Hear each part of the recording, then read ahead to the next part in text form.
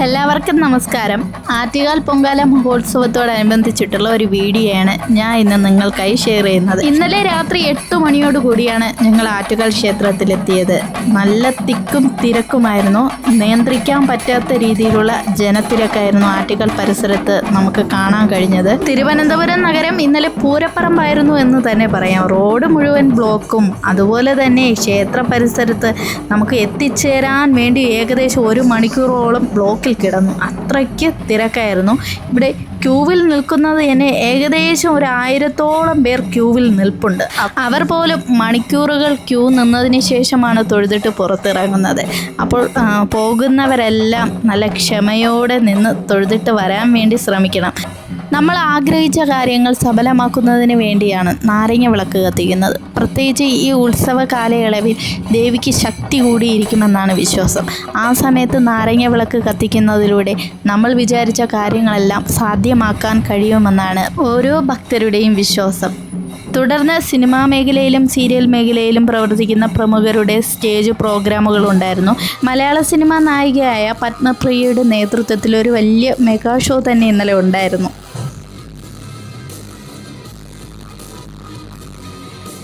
അതുപോലെ തന്നെ അവിടെ നിന്ന് കാണികളെയെല്ലാം പിടിച്ചിരുത്തുന്ന രീതിയിൽ ഒരു കലാപ്രകടനമുണ്ടായിരുന്നു. തമിഴ്നാട്ടിൽ നിന്ന് വന്ന ഒരു സംഘമായിരുന്നു അത്. ഇവർ എല്ലാവരെയും ഞെട്ടിച്ചു കളഞ്ഞു എന്ന് തന്നെ പറയാം. അങ്ങനെ ഒരു പ്രകടനമായിരുന്നു സ്റ്റേജിൽ കാഴ്ചവെച്ചത്.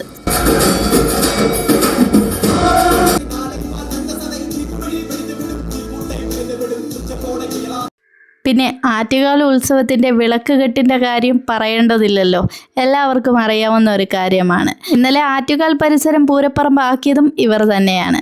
അത്രയ്ക്ക് വിളക്ക് കെട്ട് ഘോഷയാത്ര ഇന്നലെ ഇവിടെ ഉണ്ടായിരുന്നു. രാത്രി 1 മണിവരെ ഇങ്ങനെ വരിവരിയായി പല സ്ഥലത്തു നിന്നും വിളക്ക് കെട്ട് ഘോഷയാത്രകൾ വന്നുകൊണ്ടേയിരുന്നു. രാത്രി 1 മണിയായിട്ട് പോലും തിരക്കിനൊന്നും യാതൊരു കുറവുമില്ല. ഫാമിലിയായിട്ട് വന്ന് എൻജോയ് ചെയ്യുകയാണ് എല്ലാവരും.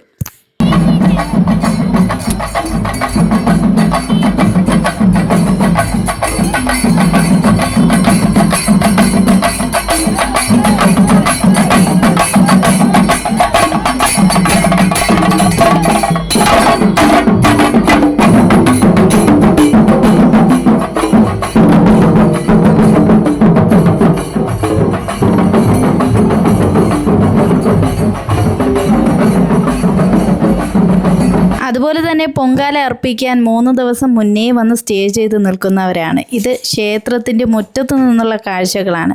അന്യജില്ലകളിൽ നിന്നുമാണ് കൂടുതലും ആൾക്കാർ ഇവിടെയുള്ളത്. ദിവസങ്ങളോളം വ്രതമെടുത്ത് ഊണും ഉറക്കവും എല്ലാം ഇവിടെ തന്നെയാണ്. ദേവിയുടെ മുന്നിൽ പൊങ്കാല അർപ്പിക്കാൻ കിട്ടുന്നത് ഒരു ഭാഗ്യം തന്നെയാണ് എന്നാണ് ഇവർ പറയുന്നത്. അതുപോലെ തന്നെ കച്ചവടക്കാരുടെ ഒരു വലിയ നിര തന്നെ ഇവിടെ കാണാൻ സാധിക്കും. ഒരുപാട് സ്റ്റാളുകളുണ്ട് കേട്ടോ.